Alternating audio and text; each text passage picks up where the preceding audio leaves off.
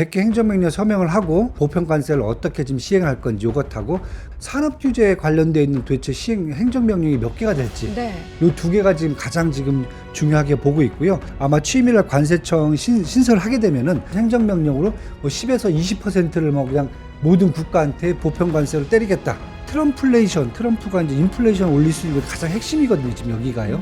연준했던 통화정책은 유동성을 공급하는 부분이기 때문에 전반적으로 증시 어떤 지수를 끌어올리는 부분이지만은 반면에 이제 규제 완화 쪽은 도대체 이제 어느 산업이 수혜를 받는지 그러니까 업종별 차별화를 보여줄 수 있는 그런 쪽이거든요. 행정명령이 한 100개 정도 보면서 어디에 중점이 되고 있는지를 한번 보시면은 앞으로 뭘 투자를 하고 언제 또 전반적으로 지수가 상승을 할 수 있을지 이런 것들을 이제 가늠할 수 있는 그러한 시기가 되지 않았나 이렇게 지금 보여집니다.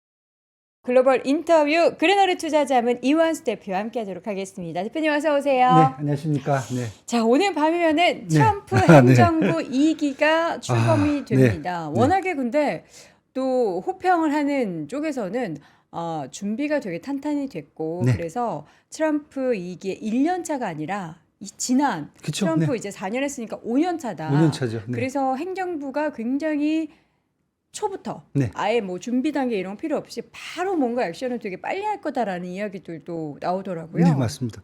뭐 오늘 뭐 취임하자마자 100개 행정명령 지금 서명하신다고 그러거든요. 와, 서명하느라 밤샐 것 같은데요? 뭐 취임식 끝나고 네. 앉아갖고 해서 설명만 하셔야 될 것 같아요. 그러니까요. 거기에다가 이제 다보스 포럼이 또 오늘부터 시작되는데 결국 다 이쪽으로 몰리니까 뭐 패싱이 됐다. 다보스 네. 포럼은 패싱됐고 뭐 이런 얘기까지 있고요. 그러면서 지난주에 사실 시장이 조금 저희들이 생각보다는 좀 좋게 움직인 게 아닌가 이렇게 지금 보여지고요. 네. 지난주 시장 잠깐 한번 보시면은 정리하겠습니다. 차트 한번 보시면은 미국이 이제 다 빨간색입니다. 네. 성과가 좀 좋죠. 그다음에 필라델피아 반도체 지수가 5% 넘게 올랐고요. 중국도 좀 괜찮았습니다. 그래서 지금 뭐 지난주 같은 경우에는 12월 CPI라든지 PPI가 시장 전망치에 부합하게 나왔고요. 그다음에 12월 소매 판매라든지 뭐 산업 생산도 되게 좋게 나왔어요. 그러다 보니까 국채 수익률도 안정됐고요. 한 4.6%까지 10년물이 좀 내려왔습니다. 네. 그리고 비트코인 가격도 한 10만 4천 달러까지 또 강세를 보였거든요. 그래서 이런 매크로 환경도 좋았고요. 그래서 업종도 보면 일단 지난주에는 일단 금융업종이 가장 강했어요. 실적 발표하면서 뭐 전반적으로 팩트셋 같은 경우에는 금융주 같은 경우는 한 영업이익률이 한 40%까지 나올 거다. 네. 증가됐다 이렇게 얘기가 되고요. JP 모건하고 웰스파고 같은 경우가 분기 영업이익이 20조가 넘었습니다. 20조 원이 넘었습니다. 그러니까 우리가 생각할 때 20조 원이 어느 정도냐? 삼성전자 보시면은 한 6조 5천억 정도 나오면은 와 대단하다 이러는데 분기에 20조를 냅니다. 이런 금융사들이. 그래서 금융주들이 뭐 시장을 많이 끌어올렸고요. 그다음에 반도체도 되게 많이 올랐어요. 필라델피아 반도체 지수 한 5% 넘게 올랐는데요. TSMC가 4분기 실적이 영업이익이 45%가 증가를 했어요. 그래서 엔비디아, 마이크론, 특히 마이크론이 좀 많이 올랐고요. 뭐 인텔은 또 잠재적 M&A 매물로 나올 수 있다는 소식이 전해지면서 인텔까지 다 강세를 보여줬거든요. 그리고 전기차 업종도 좋았습니다. 특히 이제 뭐 테슬라가 틱톡을 인수할 수 있다 이런 또 얘기가 퍼지면서 나왔는데 결국 뭐 주말 내에 얘기 나온 것은 트럼프 대통령이 이제 틱톡 금지법을 유예를 했거든요. 네. 그러면서 아마 중국과 미국 양쪽의 합작사를 통해서 관리를 하지 않을까. 그러면서 1월부터 또 틱톡이 일부 또 재개가 됐습니다. 미국 내에서. 그래서 전기차까지 또 강세가 보여졌고요. 반면에 지금 약세는 이제 애플이 중국에서 한 2024년도 점유율이 한 14%로 이제 3위로 떨어졌어요.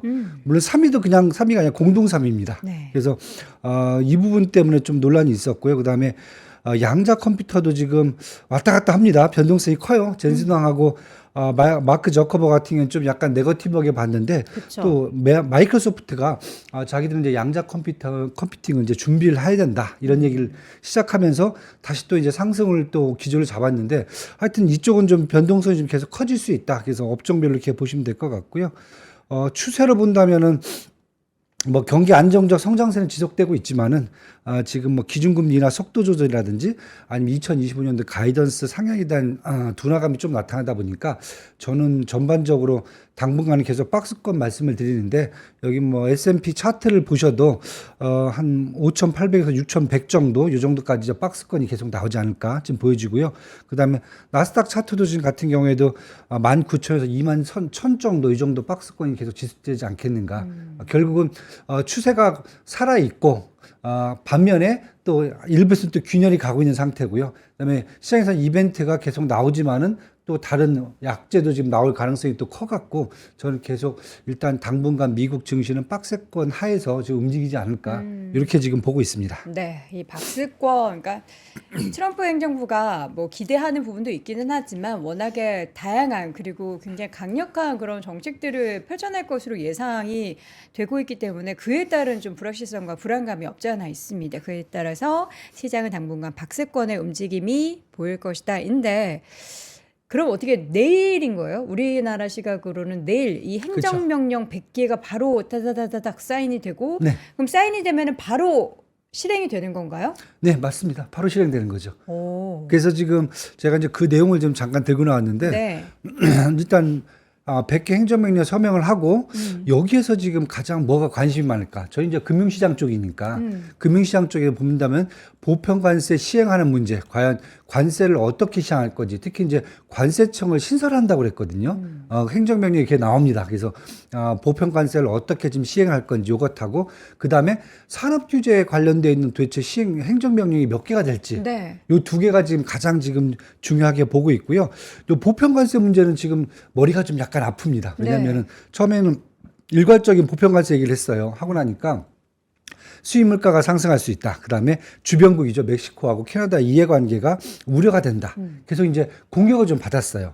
그래서 나온 얘기가 그러면 국가별로 적용 시기를 차별하겠다. 먼저 중요한 국가들 먼저 하고 뭐 그다음에 일본, 뭐 독일, 그다음에 또 한국, 베트남 이런 식으로 좀 순차적으로 하지 않겠느냐. 네. 두 번째는 또 일부 품목을 제외하는 차별 관세로 가지 않겠느냐. 그러니까 중요한 제품들이죠. 이런 것들은 좀 관세가 좀 틀릴 수 있다.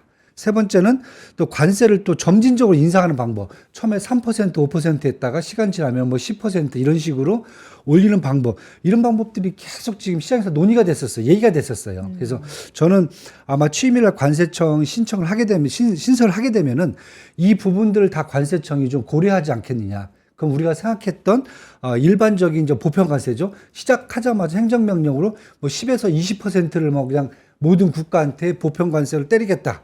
이건 조금 좀 제가 봤을 때는 아닐 수 있다. 그래서 시장이 조금 좀 충격이 좀 덜하지 않겠느냐 지금 이렇게 보여지고요. 보편관세 문제가 이렇게 중요한 게 뭐냐면 사실 트럼프가 이제 인플레이션 올릴 수 있는 것 가장 핵심이거든요. 지금 여기가요. 그러다 보니까 여기에 대한 재정 확대 문제, 그럼 이제 국채 수익률이 또 상승이 되겠죠. 그리고 요즘 저 지정학적 리스크도 높여놨어요. 뭐 그린란드라든지 파나마 운하까지 뭐 군사적으로 개입하겠다까지 얘기가 나왔으니까 이 부분 때문에 지금 국제 유가라든지 원자재값, 금값도 지금 상승하고 있거든요. 그래서 어떻게 보면 가장 중요한 게 지금 보편관세 문제가 잘 관리가 되면은 연준의 통화정책과 관련이 있기 때문에 연준 같은 경우에는 이것만 잘 관리가 되면은 사실은 어떻게 보면은 기준금리 인하를 재개하는 속도가 빨라질 수 있다.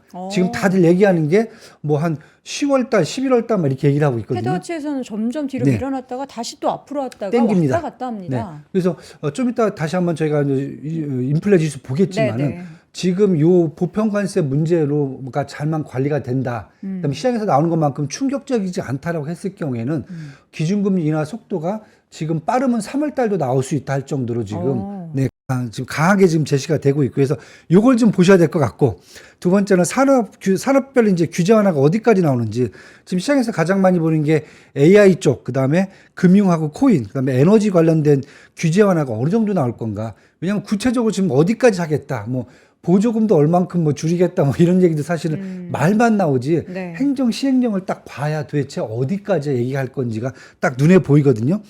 그래서 위에서 얘기한 그 연준의 어떤 통화 정책은 유동성을 공급하는 부분이기 때문에 전반적으로 증시 어떤 지수를 끌어올리는 부분이지만은 반면에 이제 규제 완화 쪽은 도대체 이제 어느 산업이 수혜를 받는지 그러니까 업종별 차별화를 보여줄 수 있는 그런 쪽이거든요. 그래서 요 부분들을 일단 오늘 잘 행정명령이 한 100개 정도 보면서 어디에 중점이 되고 있는지를 한번 보시면은 우리가 이제 앞으로 뭘 투자를 하고 언제 또 전반적으로 지수가 상승을 할 수 있을지 이런 것들을 이제 가늠할 수 있는 그러한 시기가 되지 않았나 이렇게 지금 보여집니다. 네, 자 이어서는 이제 어디에 수혜를 받게 될지가 가장 다들 투자자분들 입장에서는 궁금하잖아요. 트럼프 행정부 2기 어떤 산업이 더 각광을 받게 될까요? 네, 제가 이제 계속 보고 또 다니면서 말씀드린 얘기가 산업 규제 완화가 이제 가장 크게 세 가지에 지금 집중돼 있다.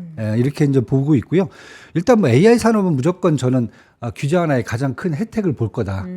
왜냐면은 이미 이제 행정부 수반들이라든지 그 다음에 일론 머스크라든지 아니면 제이디 벤스 같은 부통령 같은 경우에도 기술 가속주의자들이거든요. 그러니까 기술을 계속 발전시켜야 된다. 쉼 없이.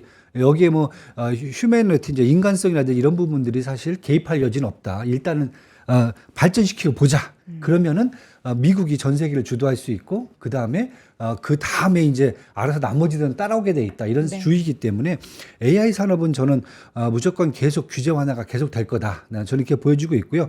행정명령에서 그 부분도 좀 많이 나올 것 같아요. 그래서 저는 AI 반도체, AI 인프라, AI 시스템, AI 어플리케이션까지 본다면은 전반적으로 AI 전체 산업의 저변이 확대가 된다. 그런 측면에서 엔비디아도 사실 로보틱스를 가겠다는 얘기고요. 저는 M7이 올해도 이제 초과 수익률을 계속 또 S&P 나머지 기업보다 더 좋을 수는 있지만은 추가적으로 본다면 저는 시스템이라든지 어플리케이션 쪽이 조금 더 상승 매력도는 더 좋다. 그래서 팔란티라든지 서비스 나오고 그다음에 넷앱 이런 조금 더 좀 어플리케이션 쪽이라든지 시스템 쪽을 좀 더 보시는 게 더 좋지 않겠느냐. 네. 지금 이렇게 지금 보고 있고요. 두 번째는 금융하고 코인은 지금 벌써 성과를 좀 보여주는 것 같아요. 이번 실적에서 아까도 좀 말씀을 드렸고요. 그렇게 실적이 좋았던 이유가 물론 이제 금리도 사실 4.5%이기 때문에 기준금리가 떨어지지 않았으니까 이제 상업은행들도 마진율이 좀 높아졌었거든요. 거기다 추가적으로 하반기 이후에 실물 코인 ETF들을 계속 발행을 하면서 여기서 수익이 많았고 그다음에 코인 시장이 활성화가 되면서 전반적으로 여기에 이제 서비스를 제공해 주는 업체들 그 결제 서비스라든지 기타 등등이요. 이런 서비스들의 수익이 엄청나게 좀 늘었거든요. 예. 그래서 이런 부분들이 아마 올해도 금융 쪽에서 그다음에 코인 쪽에서 계속 완화를 시켜주면은 더 커질 수가 있다. 그리고 금리도 당장 내릴 수 있는 분위기는 아니기 때문에 네. 그렇다고 보면은 결국은 이쪽 이제 금융 쪽은 규제 완화뿐만 아니라 코인 실물 ETF 지금 리플도 지금 ETF 만들겠다고 지금 얘기가 나올 정도거든요. 그다음에 코인 시장에 결제 서비스를 제공해주는 비자라든지 마스터카드도 지금 영업 실적이 워낙 좋거든요. 이런 것까지 본다면은 올해 같은 경우에는 이 양쪽을 좀 연결시켜주는 핀테크 쪽들. 그다음 소파이 테크놀로지라든지 어펌 그다음에 페이팔 여기에다 이제 코인베이스라든지 로빈후드 그다음에 인터랙티브 브로커스까지 이런 이제 플랫폼을 좀 주면서 거기에 전반적인 시장이 커지는 부분들 규제 완화되는 부분들의 수혜를 볼 수 있는 업종들을 좀 잡아가시는 게 어떻겠느냐. 네. 이렇게 지금 보고 있고요. 세 번째는 에너지 밸류체인은 아직까지 많이는 못 올른 것 같아요. 그런데 당장 지금 시행령에 아마 이제 어제도 나왔던 베이비 드릴 이런 얘기가 나왔단 말이에요. 트럼프가요.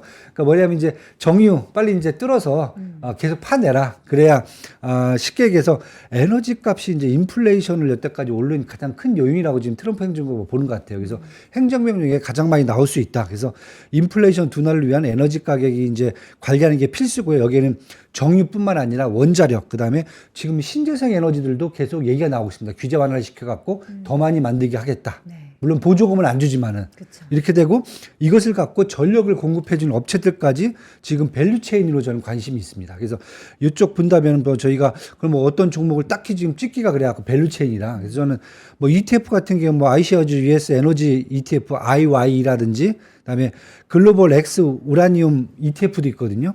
이쪽에 이제 URA 국내에서는 이제 코덱스 미국 AI 전력 핵심 인프라 ETF가 들어 있거든요. 여기에는 보시면은 GE 버누바라든지 컨스텔레이션 에너지라든지 듀크 에너지 우리가 원했던 그런 전반적인 전력 회사들이 또 다 들어가 있거든요.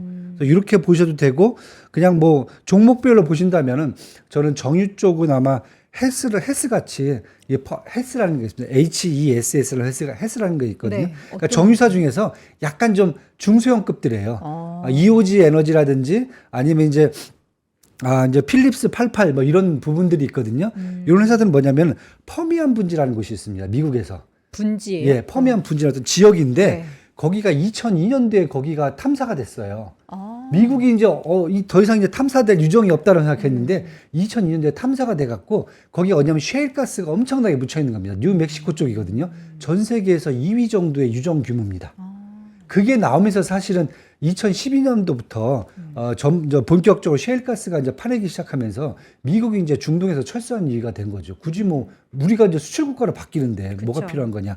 거기에는 처음에는 쉐보니라든지 아니면 이제 엑스모바일 같은 큰 회사가 가진 않았어요. 처음에 몰랐었거든요. 그런데 헬스라든지 아까 말씀드린 이오지라든지 이런 회사들이 먼저 가서 점령을 했거든요. 그렇기 때문에 저는 이런 회사들이 좀 더 좋을 수가 있다. 그 다음에 이제 탐사하는 슐럼버그라든지 할리버튼 이런 회사도 괜찮고요. 근데 원자력 같은 경우에는 이제 뭐 카메크라진, 넥스전, 뉴스케일 파워 같은 부분도 저는 괜찮다고 보고 있기 때문에 전반적으로 이 에너지 산업 밸류체인은 다른 것보다 경기 방어주 입장에서 저는 좀 꼭 담고 가셔야 된다. 이런 부분이 보여주고 있어 갖고 아마 트럼프의 산업 규제 관련돼 갖고는 요 세 개 쪽 분야를 한번 계속 집중적으로 보시는 게 저는 가장 좋지 않겠느냐. 네. 이렇게 지금 말씀드리고 있습니다. AI와 금융 코인 그리고 에너지에 관련한 밸류체인 말씀하시면서 각각의 산업도 그리고 관련한 기업도 간략하게 말씀을 전해드렸습니다. 이게 기업 고르기 어려우면은 ETF로 ETF. 접근하는 게 네, 가장 좀 가장 무난하겠죠. 편합니다. 네.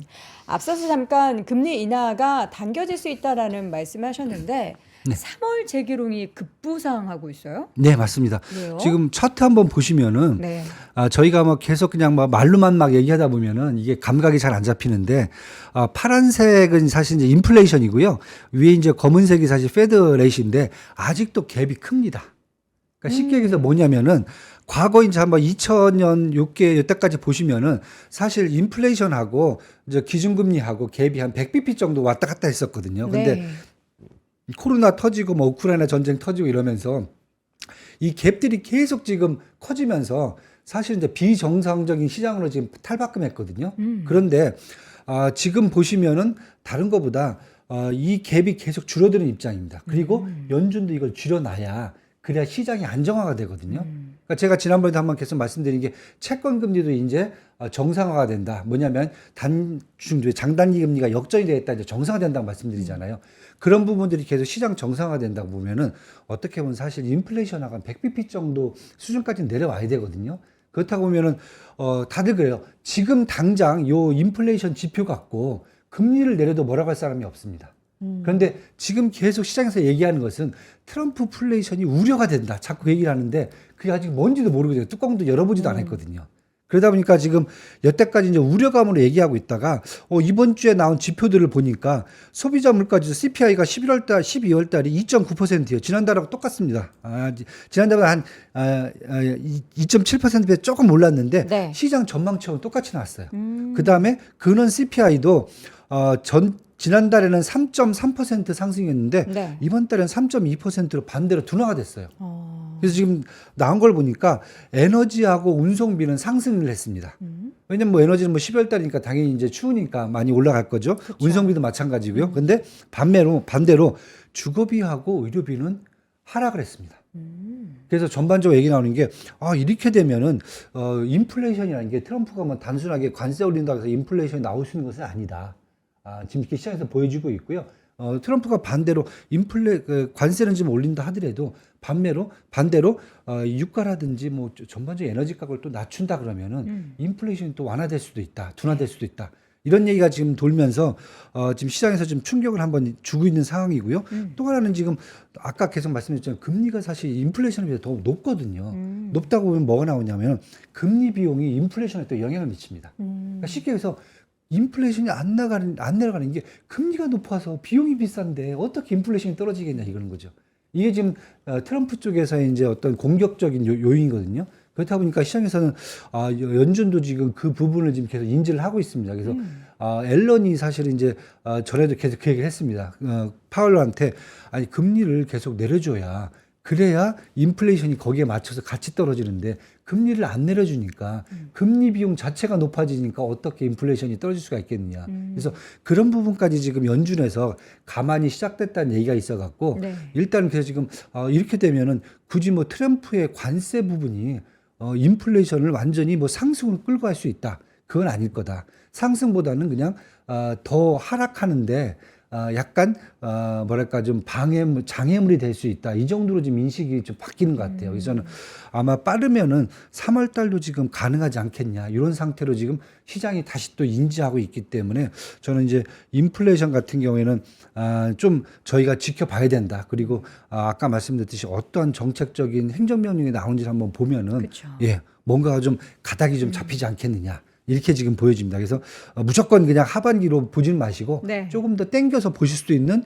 여지도 있다. 이렇게 지금 보시면 될 것 같습니다. 알겠습니다. 3월 금리 인하설이 급부상하고 있는데 과연 이제 앞으로 나올 1월, 2월, 3월 이어서 계속 데이터들이 나오겠죠. 그에 네. 따른 페드 쪽에서의 발언들의 추이도 계속 저희가 전달드리도록 하겠습니다.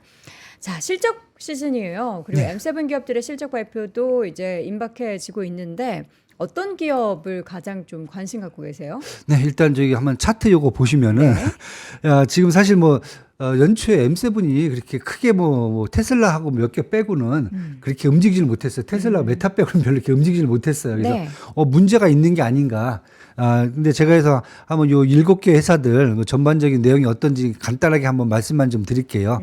그래서 보시면은 왼쪽 차트 보시면은 여기 이제 이게 이제 실적 전망치를 작년 이제 6월 달, 그다음에 11월 달, 그다음에 12월 달 말까지 이렇게 순차적으로 이렇게 어떻게 움직였나 4분기 이제 실적 전망치를요. 근데 지금 보시면은 마이크로소프트는 좀 많이 밀렸어요. 그다음에 좀 올라간 곳은 메타하고 엔비디아가 조금 더 올라갔고요. 요 정도고 나머지 아마존이라든지 애플, 그다음에 구글이라든지 테슬라는 사실 옆으로 횡보한 수준입니다. 근데 전반적으로 본다면은 또 재밌게 본다면은 작년 4분기 비해서 요 전망치들이죠. 전망치가 어느 정도 와 있냐고 보면은 한 마이크로소프트는 한 작년 4분기 비해서 11% 증가된 걸로 돼 있고요. 테슬라는 한 8%, 메타가 한 17%, 그다음에 애플이 한 4%, 아마존은 여기는 한 아마존도 한 8% 정도 나와 있고요. 알파벳은 11%, 엔비디아는 한 221% 이렇게 지금 잡혀 있어요. 그러니까 실적만 놓고 본다면 사실 지금 엔비디아하고 메타가 지금 가장 강하게 지금 나올 수 있다. 이렇게 지금 보시면 될 것 같고요. 그 다음에 상대적으로 아마존, 죄송합니다. 애플하고 그 다음에 테슬라 쪽은 상대적으로 이렇게 많이 못 나올 것 같아요. 그 다음에 구글하고 뭐 아마존 이런 쪽은 이제 마이크로소프트는 이제 작년만큼 정도 나올 거다. 네. 이렇게 지금 보시면 될 것 같아요. 그래서 지금 우측에 보시면 저 밸류에이션도 보시면은 뭐 테슬라는 요즘 제가 자꾸 밈주시간이나 이런 말씀드릴 정도로 사실 뭐 일론 머스크의 어떤 행동에 따라서 지금 바뀌는 그런 주가가 바뀌는 모습이기 때문에 밸류에이션은 뭐 작년 12월 달 말로 보면은 너무 지금 높게 형성이 돼 있고요. 상대적으로 본다면 지금 메타라든지 구글, 마이크로소프트는 그래도 밸류에이션이 어느 정도 좀 많이 이제 완충 역할을 하고 있다. 엔비디아도 마찬가지고. 그래서 이렇게 보신다 그러면은 이번에 4분기 때 실적 발표되면은 사실 제가 봤을 때 애플하고 사실은 이제 테슬라하고 요 정도는 조금 약간 충격이 있지 않겠는가 이렇게 좀 보여지고요. 반면에 이제 엔비디아하고 메타는 조금 더 호실적이 더 나올 수 있다. 그 다음에 나머지 이제 아마존이라든지 다른 이제 구글, 뭐 엔비디아, 마이크로소프트 같은 경우에는 조금 이제 뭐 소소하게 나올 수 있는 가능성이 네. 크다 이렇게 보여지고요. 중요한 것은 사실 주가 계속 못 오르는 게 2025년 전망치가 사실은 그렇게 좋지가 않아요. 사실은요. 올해 전망치가. 예. 평균적으로 2024년도가 한 초과 수익이 이 M7 한 22% 정도가 나왔거든요. 그런데 2025년도는 7%밖에 안 잡고 있습니다. 왜 이렇게 확 줄어요? 확준율가 사실 환율도 저희들이 보시면은 M7들이 2024년도죠, 작년이죠. 작년 초부터 사실은 생성형 AI라든지 아니면 데이터 센터라든지 이런 부분들이 사실 크게 이제 그 성장 모멘텀을 제공해 줬거든요. 근데 그게 사실은 이제 뭐 한 1년 지나고 나니까 2025년도에는 사실 큰 어떤 성장 모멘텀을 사실 따로 제시하는 게 없어요. 그러니까 엔비디아 같은 경우 로보틱스 이런 걸 좀 제시를 하고 있고, 그 다음에 뭐 메타는 이제 이미 이제 뭐 생성형 AI까지 해서 좀 몇 개 더 나와 있는데 지금 보시면은 뭐 구글도 양자 컴퓨팅 얘기하고 있고 애플은 사실 성장 모멘텀이 뭐 인텔리전스밖에는 사실 또 없어요 지금요. 그러다 보니까 전반적으로 시장에서 테슬라도 좀 마찬가지고요. 로보틱스 이건 계속 나오던 얘기거든요. 자율주행이요. 자율주행 로보틱스 계속 나오던 얘기인데 문제는 과연 이게 실효성이 있느냐 또 문제까지 지금 겹쳐져 있거든요. 현실화되는 것에 대한 기대감이 좀 주가에 최근에 그렇죠. 반영된 거 아닐까요? 네. 그래서 저는 일단은 지금 올해 같은 경우에는 뭐 지난번에 이제 사실 CES 2025를 거치면서 좀 M7이 좀 크게 부각을 받지 않겠냐 생각을 했었는데 사실 엔비디아 혼자 빼고는 나머지들은 사실 크게 이렇게 부각을 못 받았거든요. 오히려 그때는 엔비디아는 부각을 더 못 받았었죠. 주가상으로, 젠슨황의 주가상으로 이제 발언에 그랬는데. 뭔가 기대를 했지만 이렇게 크게 부각을 받지 못했어요. 그래도 일단은 올해 이제 로보틱스라든지 전반적인 이제 사업의 방향을 제시를 해줬으니까 또 그 부분은 이제 되게 좋게 반영이 됐거든요. 그래서 이렇게 본다면은 지금 다른 것보다 1분기 내에 이 M7 회사들은 올해 성장이라든지 어떤 기본적인 테마 이런 것들을 명확하게 좀 제시를 좀 해줘야 될 것 같아요. 그러니까 두리뭉실하게 작년 하반기 때 나왔던 내용들을 그냥 그대로 뭐 발전시키겠다 이렇게 해갖고는 지금 시장에서는 받아줄 수 있는 그런 상황은 아니다. 그래서 제가 계속 말씀드리는 게 M7은 전반기 내에 정확하게 자기 목표치를 정해준 회사들은 아마 이제 하반기 때 조금 더 성장할 수 있는 그러한 이제 가능성이 커지지만은 반대로 이제 만약에 그걸 못 해주면은 아마 AI 이제 어플리케이션이라든지 AI 시스템과 관련된 회사한테 더 밀릴 수가 있다. 그래서 시장에서는 지금 그러한 이유로 지금 올해 초과 수익률 한 7% 정도로만 M7을 잡는 것 같아요. 물론 이제 가장 큰 게 이제 지금 엔비디아하고 메타는 가장 크게 잡습니다. 네. 그런데 나머지 회사들은 조금 지금 생각만큼 저희가 안 올라올 수도 있다. 이렇게 좀 보셔야 될 것 같습니다. 지금 상황에서 사실 M7에 대한 우리의 눈높이는 작년도 그랬지만 굉장히 많이 높아져 있기 때문에 지금 대표님께서 말씀하시는 것은 그 눈높이를 뛰어넘는 뭔가 더 강력한 모멘텀이 필요하다라는 그런 말씀이신 것 같고요. 저는 이제 이번에 이제 메타 마크 주커버그가 그렇게 트럼프를 싫어하더니 이번에는 뭐 취임식 때도 돈을 엄청 썼더라고요. 네, 네. 예, 뭐 굉장한 예. 퍼포먼스를 좀 보여줄 것 같다라고 하는데 그게 또 주가에 얼마나 영향을 미칠지 또 관건이고 사실 요즘에는 근데 이런 M7 종목들뿐만 아니라 플러스 알파로 브로드컴이 들어가면서 그렇죠. 이제 배트맨이라는 배트맨, 네. 신조어가 생겼잖아요. 네네. 브로드컴 실적에 대해서는 또 어떻게 좀 기대를 해 보실 수 있을까요? 아직은 사실 네. 근데 그 실적에 반영되는 그런 상황은 아니잖아요. 네. 그 관련한 모멘텀이. 그렇죠.